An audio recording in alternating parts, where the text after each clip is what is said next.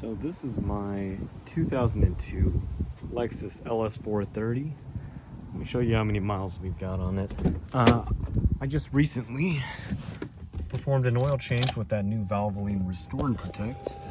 Here we have 260,000 miles. And I reset that trip every time I do an oil change. So I'm about 2,000 miles into this oil change. Used Valvoline Restore and Protect with a Lexus filter. Pretty sludgy engine. It's pretty neglected, so I figured I'd give it a shot. Here you can see inside of oil fill, quite a bit of sludge right there on this oil filled tube.